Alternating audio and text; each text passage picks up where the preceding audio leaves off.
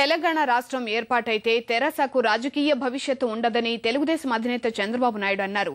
అందుకే తెలంగాణ రాకుండా కేసీఆర్ అడ్డుపడుతున్నారని ఆయన ఆరోపించారు. మహిళలకు ఉచితంగా సిలిండర్లు పంపిణీ చేసిన ఘనత తమకే దక్కుతుందని ఆదిలాబాద్ జిల్లా పాదయాత్రలో చంద్రబాబు వ్యాఖ్యానించారు.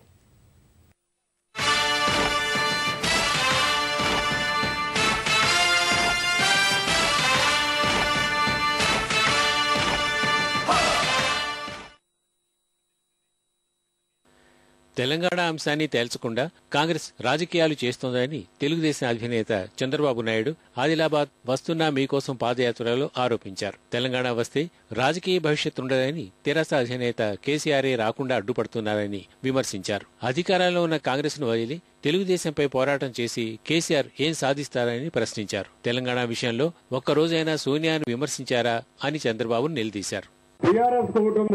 తెలంగాణ వస్తే మళ్ళీ అతని భవిష్యత్తు ఉండదు. అందుకని తెలంగాణ రాకుండా చూసుకోవడానికి మొదట్లో ఉంటాడు ఆయన.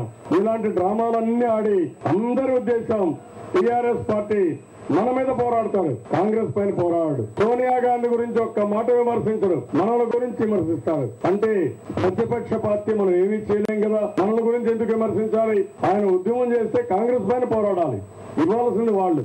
మహిళలు వంట దగ్గర కష్టపడకూడదని, ఉచితంగా సిలిండర్లు పంపిణీ చేసిన ఘనత తెలుగుదేశం ప్రభుత్వానికే దక్కుతుందని చంద్రబాబు వ్యాఖ్యానించారు. తాము అధికారంలో ఉన్న 9 ఏళ్లలో సిలిండర్ల ధరలు ఒక్కసారి కూడా పెంచలేదన్నారు. కాంగ్రెస్ సర్కారు విధానాల వల్ల పేదలకు సిలిండర్లు అందుబాటులో లేకుండా పోయాయని చంద్రబాబు ఆవేదన వ్యక్తం చేశారు. మీరు ఆ రోజు కట్టెల పొయ్యితో వంట చేస్తా ఉంటే మీరు కష్టాలు ఉన్నాయనే ఉద్దేశంతో మీరు వంట గ్యాస్ సిలిండర్లు స్టవ్లు ఉచితంగా ఇచ్చి 9 ఏళ్ళు రేటు పెరగకుండా కాపాడారు. ఈ రోజు 4,075 రూపాయలు, అది కూడా 6 అయితే ఈ రోజు బయట కనెక్షన్ కావాలంటే 7,000, సిలిండర్ కొనాలంటే 1100. ఏ పేదవాళ్ళమే సిలిండర్ 1100 కొనే పరిస్థితిలో ఉన్నారా? 200 ఎక్కడా, 1100 ఎక్కడా? ఆదిలాబాద్ జిల్లాలో ఇవాళ లక్ష్మణ్ చాందా మండలంలోని కొత్త వెల్మల్ నుంచి ప్రారంభం కానున్న చంద్రబాబు పాదయాత్ర వెల్మల్, బొప్పారం, పీచెర, ధర్మారం మీదుగా లక్ష్మణ్ చాందా మండల కేంద్రం వరకు సాగనుంది.